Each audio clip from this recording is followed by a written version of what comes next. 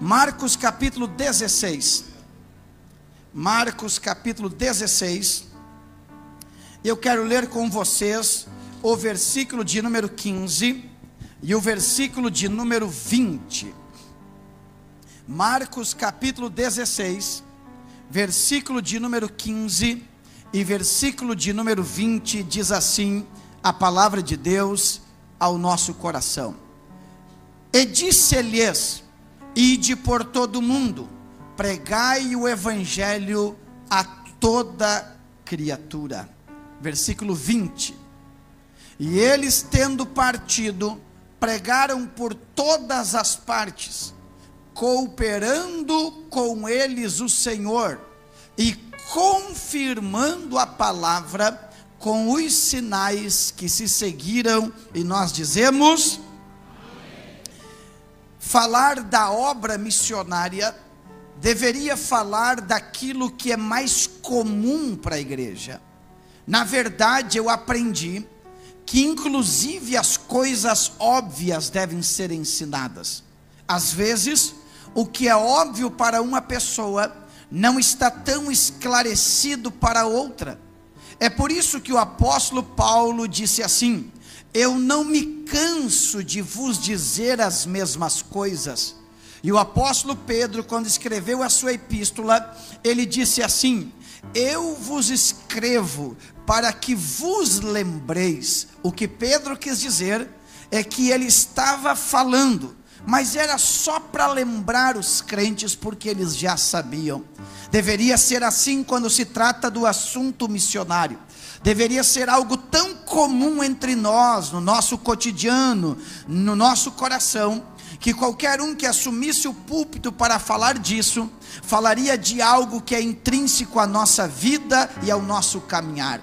E uma das coisas óbvias, mas eu tenho que dizer, é que quando Deus olha do céu para a terra, Ele vê toda a humanidade dividida em tão somente dois grupos.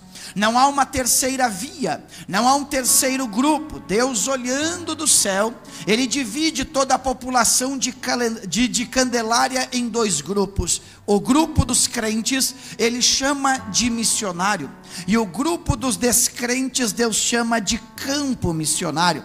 Na ótica de Deus, ou eu sou um missionário, ou eu sou um campo missionário. O que me dá medo é que David Wilkerson, inclusive Billy Graham, eles falaram uma frase assim: o meu medo é que vai chegar um dia em que nós teremos que evangelizar os evangélicos. Tenho a impressão que esse tempo chegou. Diante de Deus, ou eu sou alvo da mensagem, ou eu sou o emissor da mensagem, ou eu sou aquele que coopera na propagação do evangelho, ou eu sou o alvo da pregação do evangelho. Nesta noite Deus está olhando para esta casa e Deus está dizendo: onde estão aqueles que se levantarão na minha presença para pregar a palavra de Deus? Um homem chamado Andrew Kirk, ele disse assim, olha o que disse esse homem: a igreja é missionária por natureza, de sorte que se ela deixa de fazer missões, ela não deixa de cumprir um dos seus departamentos, mas ela deixa de existir. Se a igreja deixa de fazer missões, ela não deixa de cumprir uma de suas tarefas, ela simplesmente não existe. Eu vou lhe explicar. 1 Pedro capítulo 1 versículo 23, o apóstolo Pedro disse assim, olha o que ele disse: de sorte que nós fomos de novo gerados pela palavra de Deus como semente e palavra viva. O que será que o apóstolo Pedro tem na mente dele quando ele usa estas expressões? A figura de linguagem que Pedro tem na mente dele é a noite de núpcias, é o casamento, é a lua de mel, que pela conjunção carnal uma semente é depositada, e se a gravidez é gerada e a criança nasce levando revelando o DNA do Pai.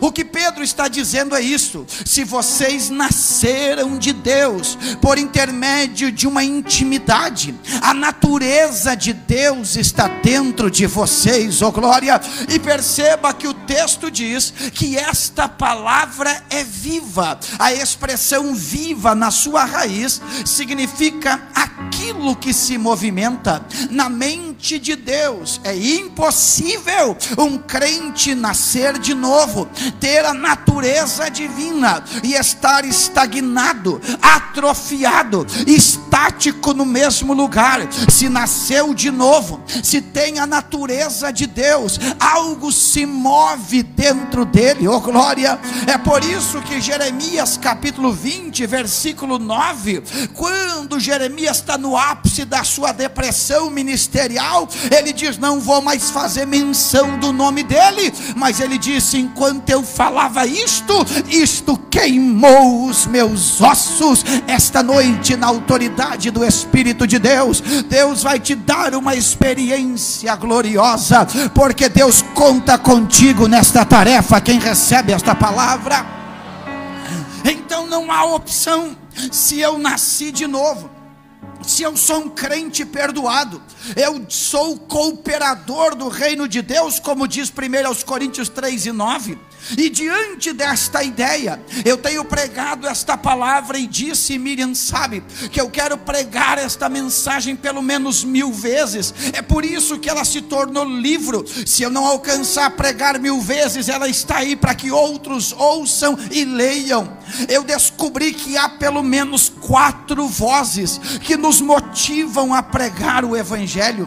Há pelo menos 4 vozes que nos instigam, que nos constrangem a pregar o Evangelho. A primeira voz é a voz de cima. A voz de cima não é a voz do primeiro mandatário desta cidade.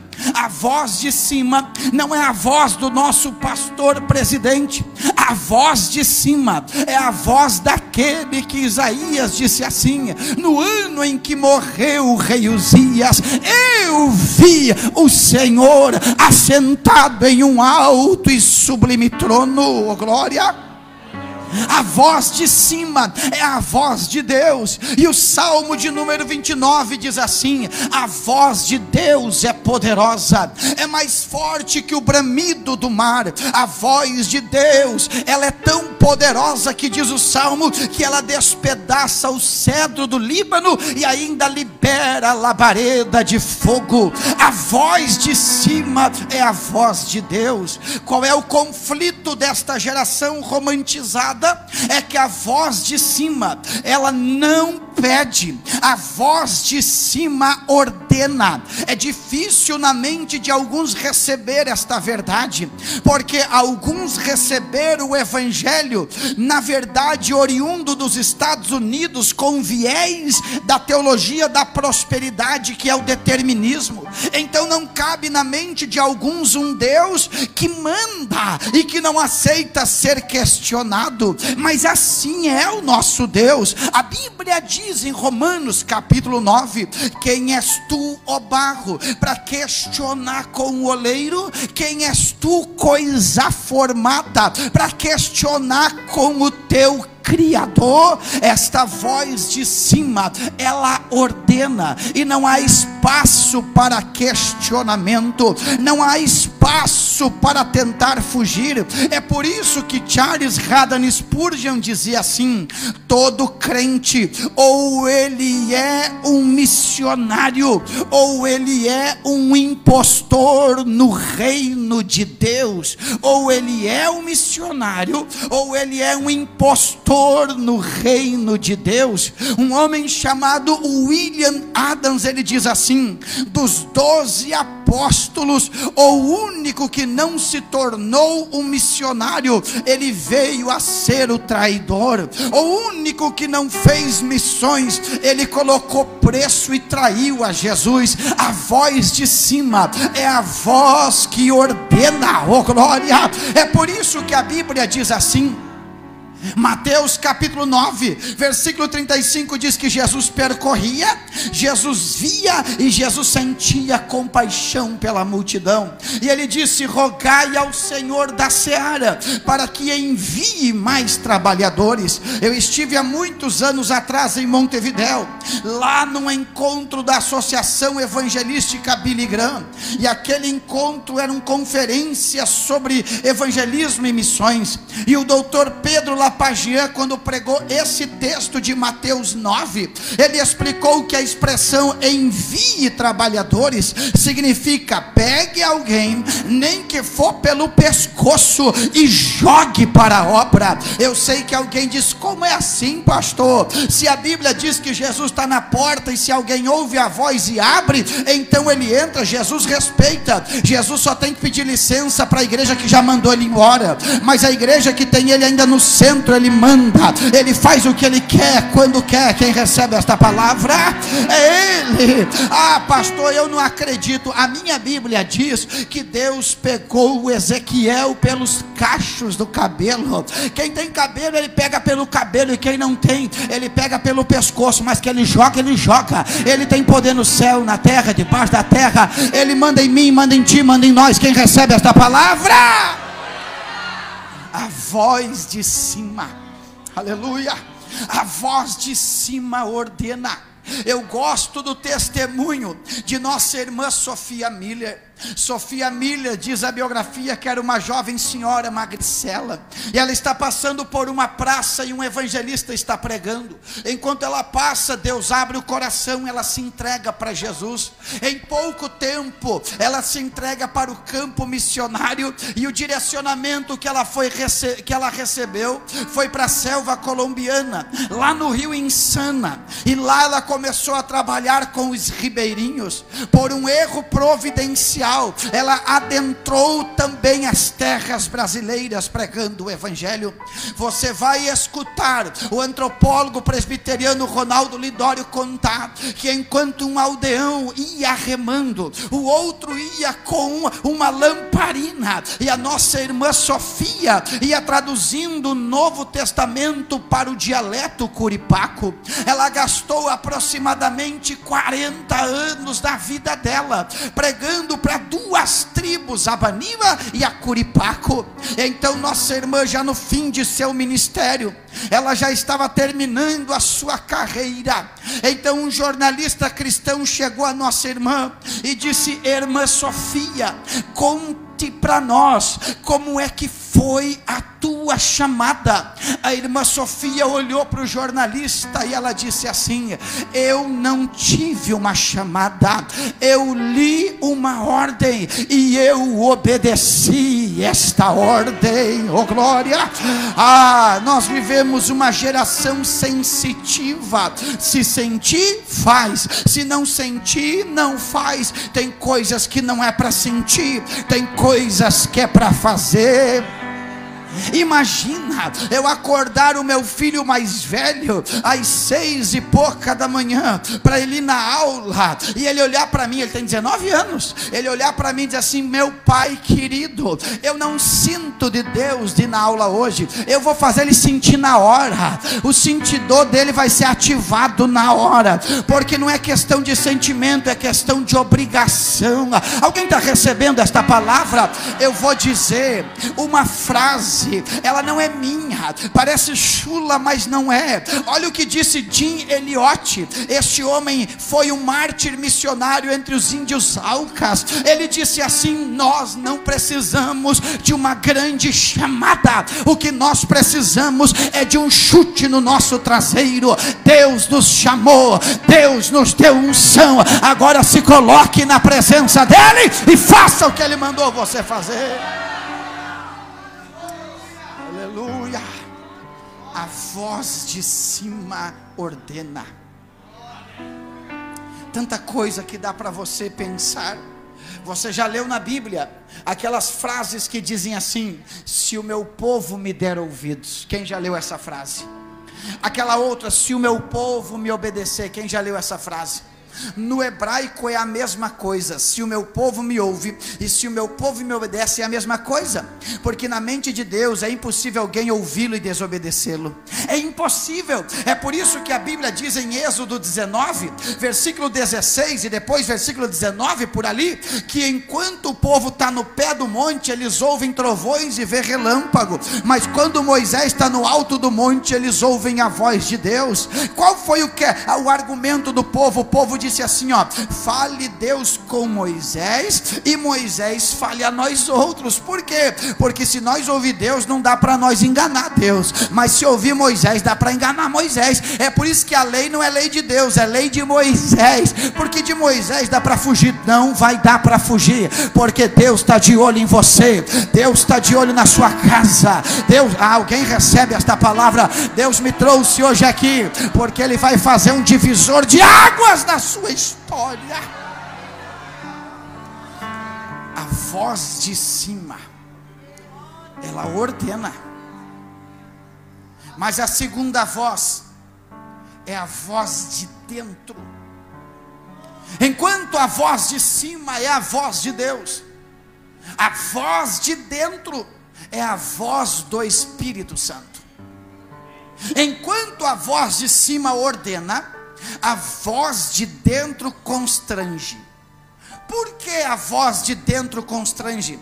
Porque a voz do Espírito Santo tem uma função, e a função do Espírito Santo é revelar a graça de Deus em nós. E eu lhe explico. Quando eu pergunto para a igreja, defina para mim o que é graça, qualquer um de nós com uma ideia proativa vai se levantar e vai dizer: a graça é um favor imerecido, e está certo. Mas a maioria de nós absorveu esta ideia na mente, o coração ainda não absorveu esta verdade. Por quê? Porque a maioria de nós não está convencido da própria maldade e malignidade, e eu vou lhe explicar. A maioria de nós não entendeu o quanto a gente não presta sem Jesus. Quer ver? Na verdade, eu encontro nesses anos de pastorado crentes que eles vêm aos cultos, eles praticam disciplinas espirituais como jejum, oração, inclusive eles são generosos em suas ofertas, mas quando se trata de salvação, eles ainda não têm convicção da salvação. E a grande pergunta é esta: por que alguém está na igreja e ainda não tem convicção da salvação? É porque biblicamente ninguém pode se sentir salvo sem primeiro se sentir condenado. Ninguém pode pensar que está indo ao céu sem primeiro ter reconhecido que estava indo ao inferno. Biblicamente, a graça vem para revelar a nossa miserabilidade. Olha o que o texto diz. O texto diz que o Espírito Santo convence o homem do pecado, da justiça e do juízo.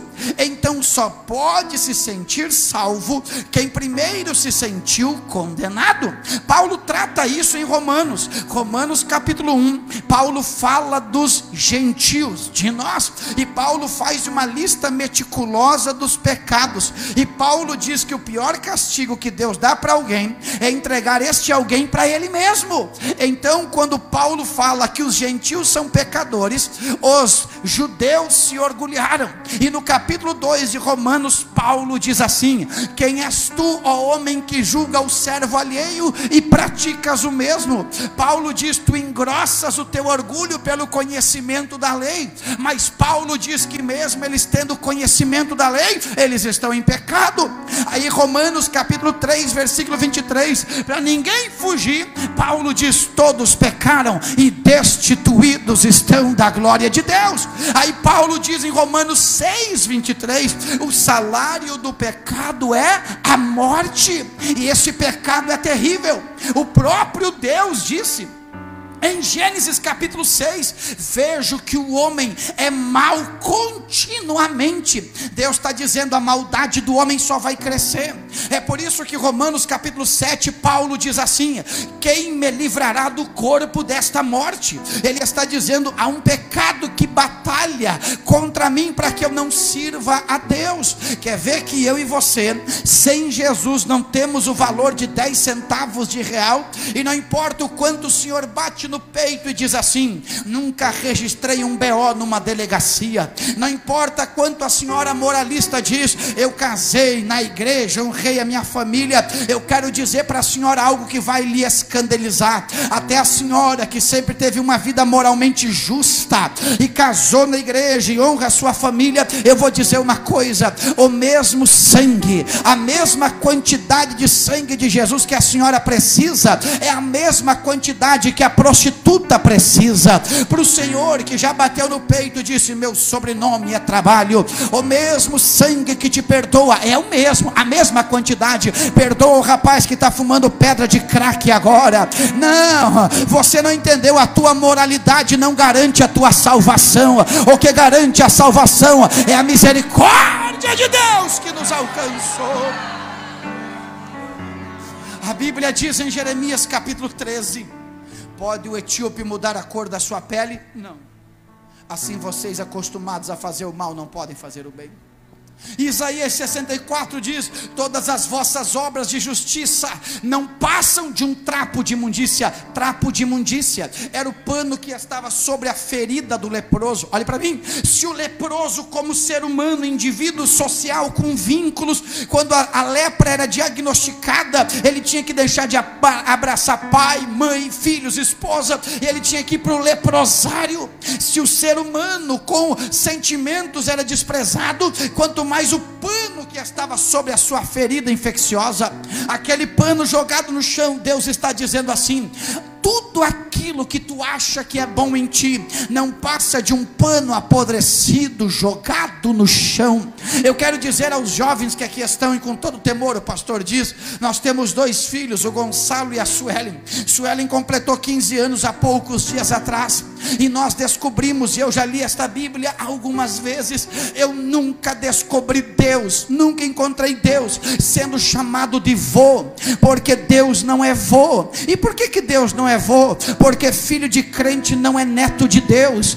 Filho de crente tem que ser filho de Deus. Mas para ser filho de Deus tem que dizer: pai, eu também sou pecadora, mas me lava com o sangue do Cordeiro.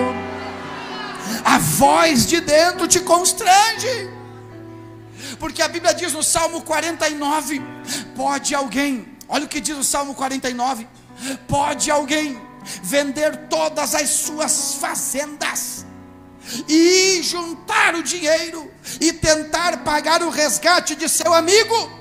Todos os seus recursos se esgotarão, porque o resgate de seu amigo é caríssimo. Aí o apóstolo Pedro, na primeira epístola, diz assim: não foi com ouro, não foi com prata, mas foi com o precioso sangue de Jesus. Quem recebe esta palavra? Aleluia! Quando Paulo escreve aos Colossenses, ele diz, meu pastor, que havia uma cédula contrária a nós, havia um escrito de dívida que testemunhava contra nós, mas a Bíblia diz que Jesus pegou aquilo ali, rasgou e cravou na cruz. Jesus triunfou para dar vitória para mim e para você, mas Ele está dizendo: eu quero que você cumpra esta tarefa. Agora, pastor, o que tem a ver a voz de dentro com a obra missionária? Tem tudo a ver, porque o Espírito Santo mostra a minha miserabilidade, e quando eu estou lá no chão quebrado, e eu vejo que não tem como pagar a minha dívida, eu digo assim: não tem como pagar, e o Espírito Santo diz: tu está certo, não tem como pagar, porque Jesus já pagou. Oh, glória! Aí eu questiono: mas se Jesus já pagou e não tem como eu pagar, o que é que eu faço? Aí o Espírito Santo diz: não tem como pagar, mas tem como retribuir. E como é que eu retribuo? Te levanta, sai pela rua, encontra outro endividado e diz: se o céu te perdoou, o céu pode perdoar ele também. Só quem é perdoado celebre a Deus aqui.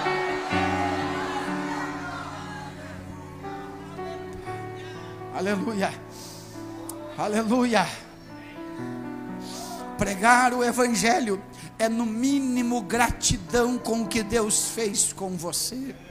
Pregar o evangelho é no mínimo gratidão com o que Deus fez com você. Eu quero dizer diante desta igreja, diante do anjo desta igreja, que se eu estou pregando aqui, é unicamente obra da graça. Eu sou o único, ou na época, o primeiro crente da minha casa. Eu sou o primeiro pastor em mais de 4 gerações da minha família. Deus me encontrou quando eu tinha 15 anos de idade, e se eu cheguei até aqui, é porque a graça me sustentou. Não há obra meritória, não posso me jactanciar e orgulhar de nada, mas eu sou obrigado a dizer obrigado, Espírito Santo, porque o Senhor me trouxe até aqui. Deixa eu ver quem é sustentado pela graça. Então prega, proclama, anuncia.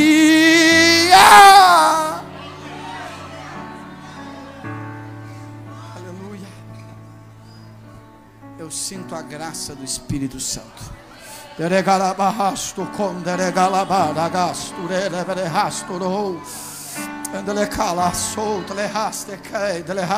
Você vai sentir esta graça que virá sobre você. Oh glória, estenda as tuas mãos assim, se você puder, é claro. Estenda as mãos assim. Deus vai entregar alguém nas tuas mãos. Deus vai entregar alguém nas tuas mãos. E quando Deus fizer isso, prega, prega, fala, prega, fala, porque tu fala e Deus respalda, tu anuncia e Deus confirma. Prega.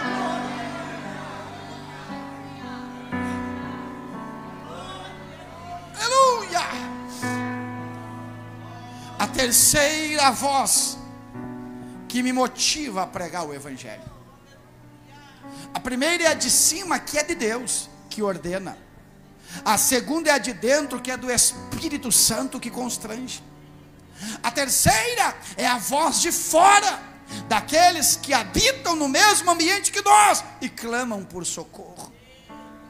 A voz de fora é a voz daquelas pessoas que compartilham o mesmo pavilhão da empresa que você trabalha. A voz de fora é a voz daqueles colegas que compartilham a mesma sala de aula que você. A voz de fora é a voz daquele povo que você vai encontrar amanhã ao sair da manhã missionária e passar no mercado, encontrar aquela multidão fazendo compras. Aquelas são as vozes de fora. Quantos habitantes nós temos nessa cidade aproximadamente? 30 mil vozes, 30 mil razões dizendo prega um pouco mais, prega um pouco mais, prega um pouco mais, prega um pouco mais. 30 mil vozes dizendo. A voz de fora que pede socorro para nós pregarmos é a voz do rapaz que vai botar um 38 na cintura e vai praticar o primeiro assalto, motivado por esses vídeos de internet, no viés do triunfalismo do tráfico. E quando ele for fazer o assalto, ele vai cair preso e vai ter que ficar matriculado 10 anos na escola do crime, pelo menos. A voz de fora é a voz da mocinha que vai desrespeitar pai e mãe e vai para um baile, e sem ela perceber, ela vai beber algo, e quando ela acordar, ela vai acordar numa cama com uma pessoa que ela não sabe o nome nem o sobrenome, e ela vai ver que ela vai estar despida e se sentindo suja, ultrajada, filipendiada, e ela vai se levantar dali, vai voltar para casa correndo. Quando chegar em casa, não vai abraçar pai e mãe, nem vó, ela vai correr para o banheiro, vai se meter debaixo do chuveiro e vai ficar 40 minutos debaixo d'água, e quando ela sair, os dedos já estão enrugados com a água, mas ela vai se sentir suja, porque a sujeira não está no seu corpo, está na sua alma. A voz de fora é a voz agora daquele homem que saiu ontem, mas não voltou até agora, e vai chegar amanhã pela tarde com a roupa toda suja, a barba crescida, descuidado, e quando o filho pediu 1 litro de leite, ele deixou no boteco em cima da mesa de bilhar. A voz de fora é a voz daquele empresário que anda com o seu bom carro nesta cidade. Você não vê ele porque os vidros são escuros, mas ele clama para você chegar na casa dele. Tem um interfone, uma guarita, porque não se chega lá de qualquer jeito. Mas quando ele chega em casa e larga a chave do seu carro importado, e ele tira o seu bom celular, e ele tira o seu relógio de ouro, a alma está vazia, os olhos estão entristecidos, a alma está abatida, e só tem um povo que tem solução, é a igreja. Prega o evangelho. Aleluia.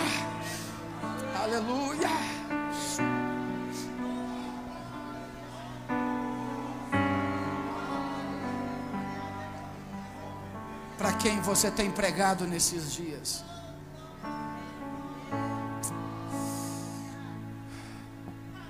A Bíblia diz em Marcos capítulo 4 que o reino de Deus é semelhante a um homem que lançou uma semente e foi dormir. E quando ele acordou, ele não sabe como e quando, mas aquilo que era semente virou erva, o que era erva virou espiga, a espiga estava cheia de grãos. Assim é o reino de Deus, mas alguém tem que lançar a semente. A voz de fora está clamando, e nós não percebemos.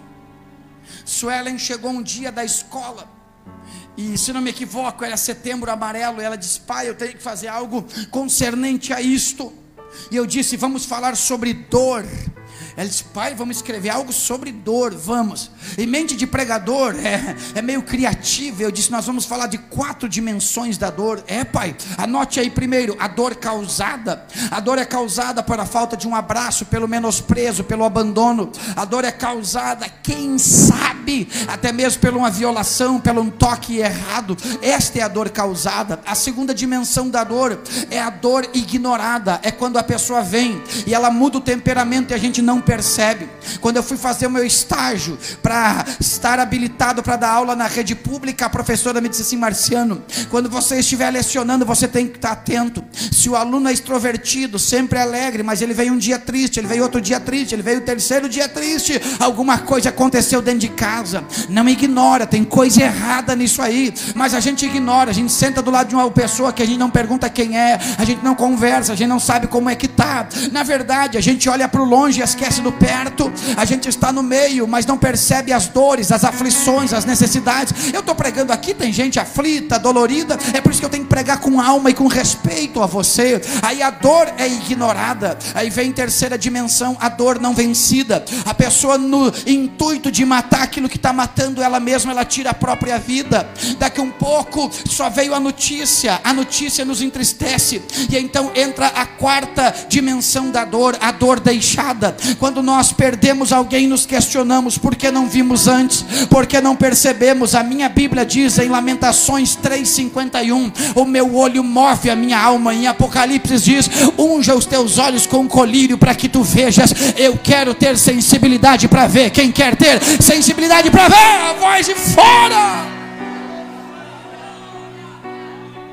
A voz de fora está clamando. A voz de fora está clamando. Deus vai te dar uma sensibilidade extraordinária a partir de hoje. Sabe o que eu aprendi? É que o extraordinário de Deus funciona no ordinário do homem. Pode tomar o chimarrão com a comadre, com o compadre, não tem problema nenhum. Mas saiba que aquela roda de chimarrão tem um propósito missionário. Abre a boca e prega. Pode jantar com os teus familiares, com os amigos dos familiares. Crente também pode fazer isso, mas não vá lá para contar piada ou só para falar dos times do Rio Grande do Sul. Vá lá entendendo que você pode conversar sobre todas estas coisas, até que Deus abra a porta e você prega o evangelho para eles. Oh glória, quem recebe esta palavra, eu quero que você entenda: Deus entregou esta geração para as nossas mãos. Eu recebo esta palavra. A quarta voz que me motiva a pregar, a quarta voz que eu tenho que ouvir o clamor e dar uma resposta, é a voz de baixo. Enquanto a voz de cima é de Deus que ordena, a de dentro é do Espírito que constrange, a de fora é dos habitantes que clamam. A voz de baixo é a voz de quem já partiu para a eternidade. Mas nós não cremos no sono da alma, nós cremos na consciência após a morte. E após a morte, a pessoa sem Cristo, ela está consciente da marca da condenação que está sobre ela. Todos nós conhecemos a parábola do rico e do Lázaro. Quem conhece essa parábola? O rico parte para a eternidade sem salvação. O pobre Lázaro sofreu os danos em vida, mas quando partiu para a eternidade, partiu com salvação. Tenho que dizer que o que determinou o lugar da eternidade não foram as riquezas, mas foi a crença na promessa. Só que o texto diz que aquele homem, ele está em tormento, e ele olha, pelo amor de Deus, olhe para cá, ele olha para Abraão, e ele olha para Lázaro, e lá embaixo, no lugar do tormento, ele começa a clamar e dizer: pai Abraão, pede para Lázaro molhar a ponta do dedo em água e tocar minha língua para que alivie a minha dor. Se eu molhar a ponta do dedo na água e colocar na ponta da orelha, não haverá mudança térmica nenhuma no meu corpo, não haverá sensação de alívio, mas no lugar do tormento, uma gota d'água é um alívio impagável. E ele diz: pede uma gota d'água para aliviar a minha dor. O que me chama a atenção é que aquele homem está lá e ele diz assim: pastor Euclides, pai Abraão, lá em cima eu tenho 5 irmãos, 5 irmãos, pede para alguém ir na casa deles e pregar Moisés, que era a lei. Sabe o que ele está dizendo? Eu estou aqui embaixo,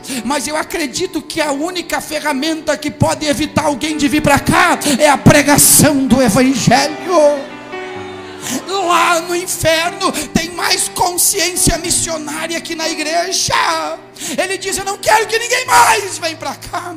Se você teve um inimigo em vida que te desejou a morte e ele já partiu para a eternidade sem Jesus, ele pagaria tudo para você não entrar lá, porque ele não quer que você sofra igual ele está sofrendo. Agora olhe para mim, todo mundo olhe para mim. Imaginemos de maneira hipotética, não pode, é antibíblico, é só uma conjectura. Imaginemos que fosse possível alguém sair de lá e vir aqui e ele pedisse esse microfone para dar uma palavra. Imagine os portais do lugar do tormento se abrindo e ele vindo para este congresso para dar uma palavra. Ele falaria com tanta fé que ele assustaria os crentes esta noite. Ele falaria com tanta convicção que me deixaria trêmulo. Quem sabe ele pegaria aqui o microfone, ele olharia para mim na minha gravata e me pegaria e diria: menos vaidade e mais pregação do evangelho. Aleluia. Quem sabe, com todo respeito, meu pastor, ele olharia para o nosso ministério, presbitério local, e diria: menos divisão, menos briga, menos birra, menos ofensa e mais pregação do evangelho. Quem sabe ele entraria no meio, com todo respeito, do coral das irmãs, do departamento feminino, e ele dizia: para de coisinha corriqueira, para de bobagem e prega, prega, prega, porque o tempo está acabando. Oh glória, oh glória. Ei, Jorendelehas. O que esse homem diria, pastor Milton, nas nossas convenções? O que ele diria? Ele diria tantas coisas. Parem de perder tempo batendo palma um para o outro e comecem a pregar o evangelho, porque é o evangelho que transforma as vidas. O que ele diria, com todo respeito aos nossos músicos? Ele diria: parem de brigar por um instrumento ou por uma escala e prega, prega aqui, prega lá, prega colar, mas prega o evangelho. A voz de baixo é a voz daqueles que partiram sem eternidade. Olhe para mim aqui, ó.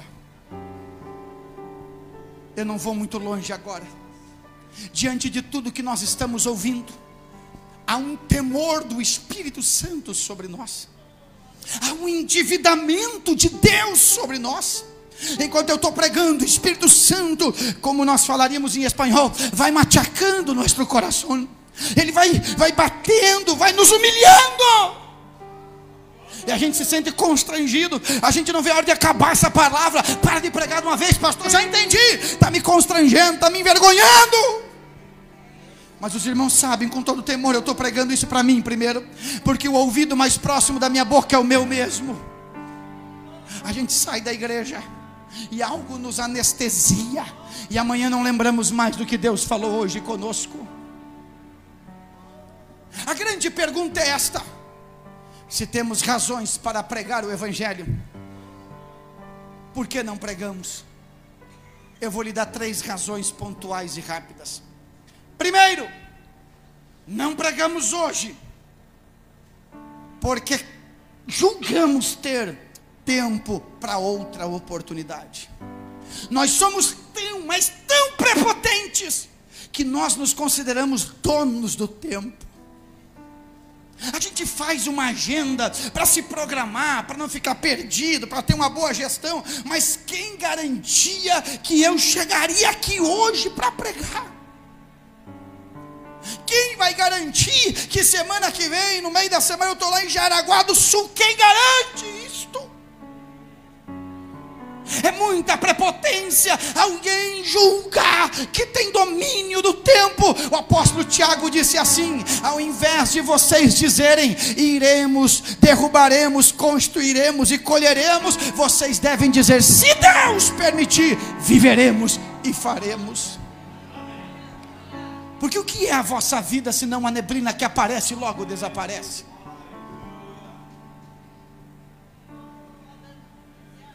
A cada 2 segundos alguém parte para a eternidade.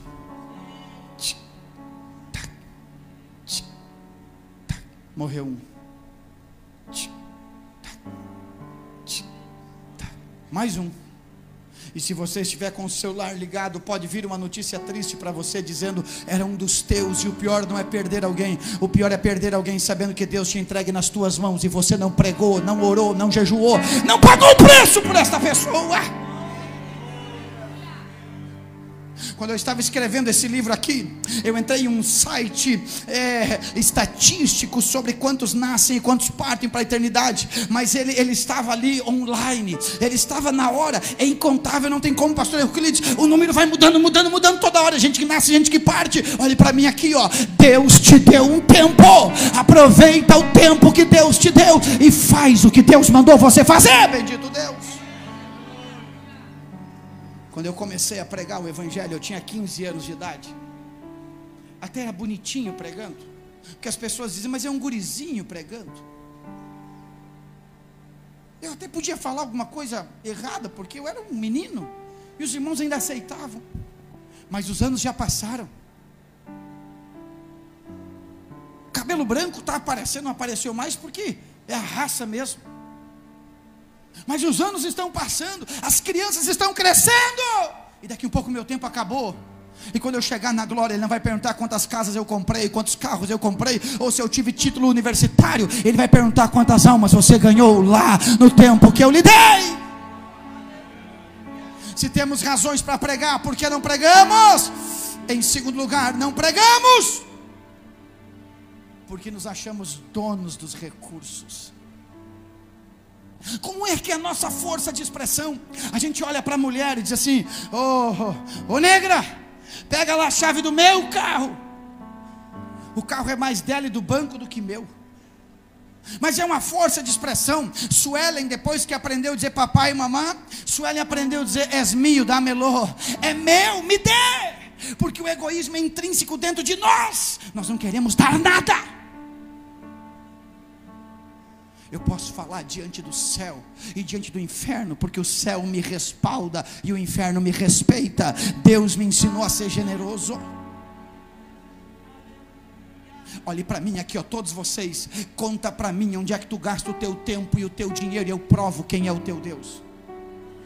Diz para mim onde é que tu gasta o teu tempo e o teu dinheiro, e eu provo quem é que tu ama. Deus não se ilude pelas minhas lágrimas, Deus não se ilude pela minha expressão de piedade. Deus me conhece por dentro. Aleluia, aleluia. Eu gosto desta frase do Oswald Smith. Ele disse assim: se Deus quer a evangelização do mundo, mas você se recusa a sustentar missões, você se opõe à vontade de Deus. Ele disse mais: a questão não é bem quanto do meu dinheiro eu vou dar para Deus, mas é quanto do dinheiro de Deus eu vou usar para mim. William Carey disse assim: eu vou descer, mas vocês não se esquecem de segurar as cordas para mim. Peter Marshall disse assim: contribua de acordo à tua renda, para a tua renda não se tornar de acordo à tua contribuição. Vou falar baixinho para ficar entre nós aqui e para quem está assistindo, para não sair para lá. Estatisticamente falando, é 30% dos crentes que são dizimistas. A maioria dos outros não dão nada. E deixa eu dizer, quem não dá papel para Deus, não dá filho, não dá saúde, não dá a própria vida. Quem tem medo de dá papel para Deus que hoje tem e amanhã não tem, jamais entregará a própria vida para o campo missionário. Deus está clamando. Olhe todo mundo para cá. O Espírito Santo disse para mim: eu vou dar de tudo para quem não é dono de nada. Oh glória! O doutor Billy Graham disse assim: Deus não tira nada das nossas mãos se não for para substituir por algo melhor. Se coloque em pé comigo agora em nome de Jesus. Se temos motivos para pregar, por que não pregamos? Terceira razão, Miriam, por que não pregamos? Todo mundo olhe para cá para eu concluir. Não pregamos porque nos sentimos donos do tempo. Não pregamos porque nos sentimos donos dos recursos. E não pregamos porque o nosso altar já tem cinzas e não tem mais chama. Todo mundo olhe para cá. Eu sou com temor, eu vou dizer, debaixo do sangue de Jesus. Eu sou um estudioso da Bíblia e da história. Biblicamente falando, é impossível. É o quê? Impossível um crente dizer que é pentecostal e não ser missional. É impossível um crente dizer que é pentecostal e não ser missionário. Ele está negando a própria natureza que reivindica, porque a Bíblia diz: e recebereis poder ao descer sobre vós o Espírito Santo, e ser-me, oh glória, eu estou sentindo a presença.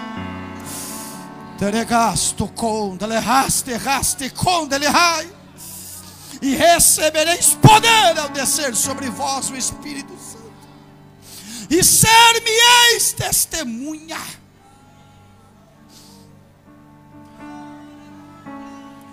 É impossível alguém dizer que é cheio do Espírito Santo e não ser testemunha de Jesus. David Bosch disse que a nossa fé, ela é intrinsecamente missionária.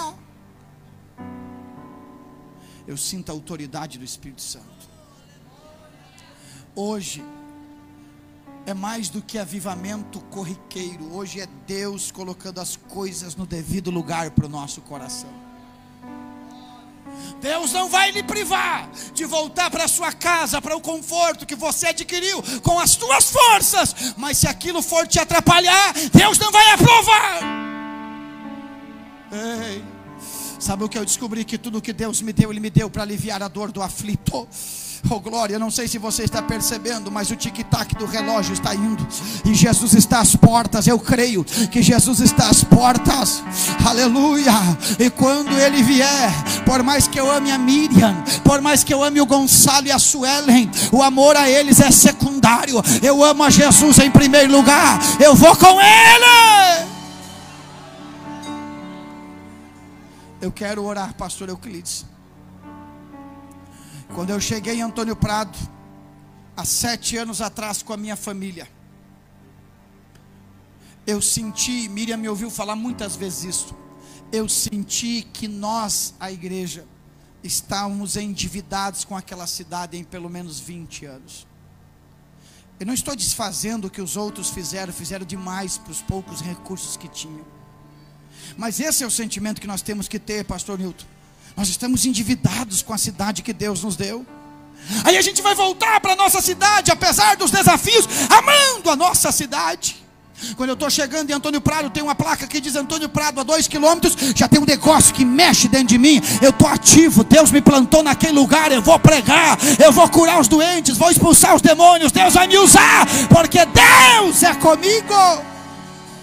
Deus é contigo nesta cidade.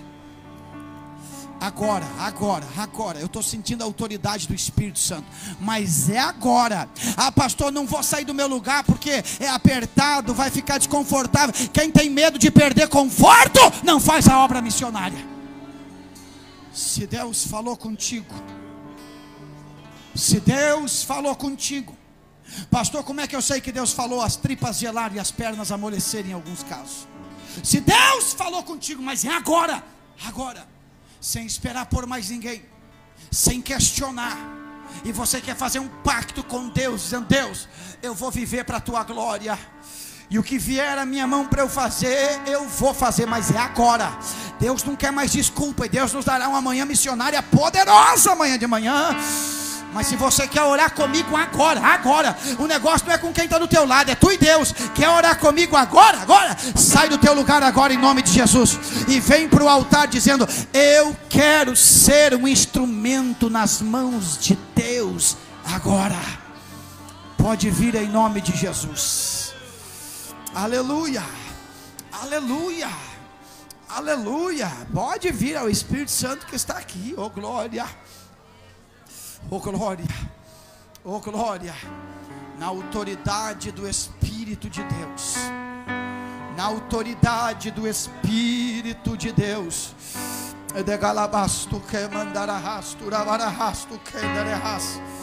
na autoridade do Espírito de Deus, vem. Oh glória, oh glória. Eu tenho certeza que a esperança do pastor Euclides é que o Espírito Santo ative mais pessoas para nos ajudar, ative mais pessoas para evangelizar, ative mais pessoas para abraçar esse desafio missionário. Oh glória, oh glória, oh glória. Vem que nós vamos orar, nós vamos levantar as mãos sem ira e sem contenda. O Espírito Santo vai soprar as cinzas do teu altar, e Ele vai acender um fogo de glória em você. Ele vai acender um fogo de glória. Eu estou lhe garantindo, haverá uma inquietude do Espírito Santo. Eu estou lhe garantindo, haverá uma diferença, um divisor de águas na sua vida. Eu vou levantar minha mão para orar sem ira e sem contenda. Se você não saiu do seu lugar e sentiu necessidade, eu vou lhe dar um conselho: não espere por quem está do teu lado, sai daí de uma vez e vem, porque você vai dar um passo em direção ao propósito, você vai dar um passo em direção à vontade de Deus agora. Mas aonde você estiver, pelo amor de Deus, não fica como espectador, não fica como espectadora. Diga: Deus, incendeia a minha vida para eu fazer a obra, incendeia a minha vida para eu fazer a diferença, incendeia a minha vida. Senhor meu Deus e meu Pai, eu levanto a minha mão sem ira e sem contenda, porque eu creio no mover do teu Espírito. Eu creio que o Senhor faz o que ninguém pode fazer, o Senhor entra onde ninguém pode entrar. Tem gente aqui dizendo: Deus, tire as cinzas do meu altar e acenda o fogo outra vez, acenda o fogo outra vez. Então receba do alto da cabeça até a planta dos pés esta graça, este renovo, esta força do Espírito. Você que não conseguia orar, recebe esta graça para orar, recebe esta graça para orar, recebe esta lá na galeria. A glória de Deus pode encontrar você. Você é crente lavado e remido no sangue do Cordeiro. Recebe. É melhor gritar aqui que gritar lá fora. É melhor pular na igreja que pular carnaval lá fora. Recebe poder do Espírito aqui no coral. Aqui, Senhor, as tuas servas ungidas, respaldadas pela unção do teu Espírito. Levante as mãos aos céus, aqueles que podem, aqueles que puderem, aqueles que puderem. Senhor, estas mãos são tuas. Estas são as mãos que o Senhor vai usar para curar os doentes, para levantar os caídos. Estas são as mãos que o Senhor vai usar para abraçar, para cuidar dos missionários. Estas são as mãos que Deus vai usar. Recebe esta autoridade. Tu volta para a tua escola com autoridade, tu volta para a universidade com autoridade, tu volta para a empresa com autoridade. Recebe agora. E quem pode, ore, ore, ore. Diga: Deus, eu quero fogo, eu quero autoridade. Olha o fogo, a cinza foi embora, e o fogo se acendeu, a cinza foi embora, o fogo se acendeu, vai, fogo do Espírito, este ministério está incendiado, este ministério está incendiado, recebe a autoridade do Espírito, ore, não deixa o diabo trancar a tua oração, é tempo de milagre, é tempo de mover o teu Espírito. Aleluia. Olha aí a graça do Espírito Santo. Continue orando. Continue orando. Continue orando. Oh glória. Receba do Espírito de Deus. Receba do Espírito de Deus. Recebe do Espírito Santo. Recebe esta graça que fortalece, esta graça que ajuda, esta graça que dá mais um novo tempo, uma nova página, o mover do Espírito, o renovo do pacto, o renovo da promessa. Recebe, oh glória, Espírito Santo, a tua serva te pertence. Toca nela, do alto da cabeça à planta dos pés. Oh glória, Espírito de Deus, recebe esta graça, recebe esta autoridade, recebe esta unção, recebe do Espírito, recebe do Espírito, recebe do Espírito, recebe. O céu está aqui, a graça de Deus está aqui. Eu te declaro guardado, ungido, fogo, Espírito, olha aí, ele desce como fogo, que desce como fogo. Olha ele te envolvendo, olha ele te envolvendo, olha ele te envolvendo, vai, aleluia, Espírito. Alguém está recebendo saúde, recebe do alto da cabeça a planta do pé.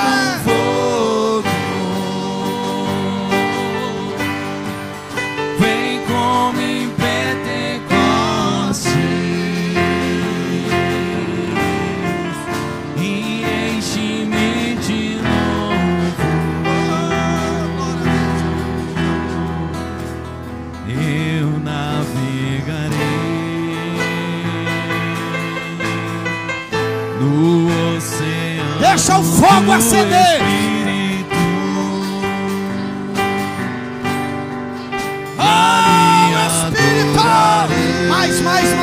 Mais. Eita! Ao Deus do meu amor, o Espírito, mais. Eu navegarei no oceano do Espírito e ali adorar. Fogo do Espírito. Fogo do Espírito, mais, ao Deus do meu amor, autoridade,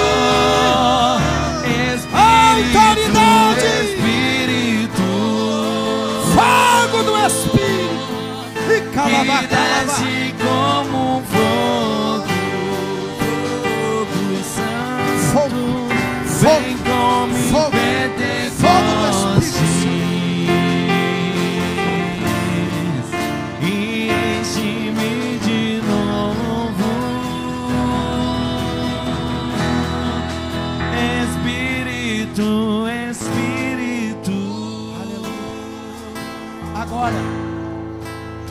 Olha aí, fogo do Espírito Santo, vem como em Pentecostes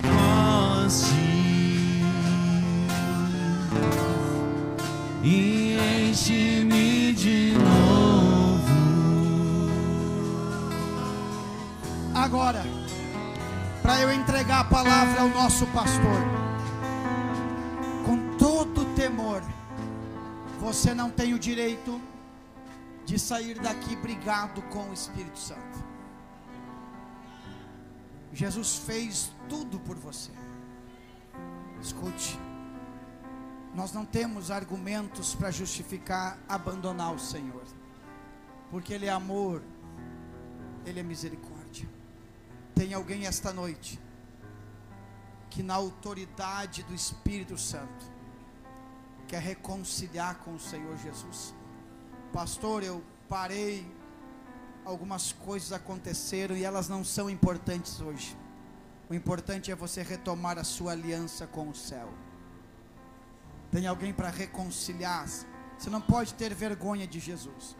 Se houver alguém para reconciliar hoje, e diz: ó pastor, eu quero receber esta oração, porque eu quero firmar os meus pés, eu quero orar por você.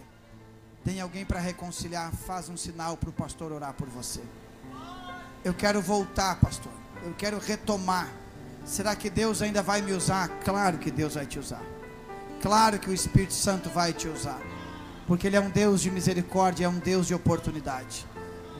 Tem alguém que quer voltar para Jesus hoje? Então feche os olhos. Pai, o Senhor levantou esta igreja, nesta cidade. O Senhor tem entregue nações para esta igreja. O Senhor tem instrumentalizado a vida do pastor Euclides e deste ministério, com uma visão longínqua. Como disse John Knox, fazer missões é lançar uma pedra mais longe. E eles estão investindo ao longe, e o Senhor tem dado resultado aqui perto. O Senhor tem levantado esta igreja, e eu tenho certeza, Senhor, que hoje este congresso é um divisor de águas na vida de muitos crentes, e o Senhor vai fazer coisas grandiosas, ainda maiores, por intermédio desta igreja, nesta cidade. E quem acredita, dá um brado de glória para Deus. Glória a Deus. Meus irmãos, só um minutinho em pé. A nossa saída vai ser pela lateral. A equipe do Departamento de Missões prepararam um lanche para ajudar na obra missionária. Todos que puderem ajudar, vai ser uma bênção. E a liderança do Círculo de Oração está lembrando todas as irmãs que sexta-feira que vem vai ter o ensaio, o último ensaio da UFADECAM. Todas as irmãs que vão cantar no congresso do Círculo de Oração, não pode faltar.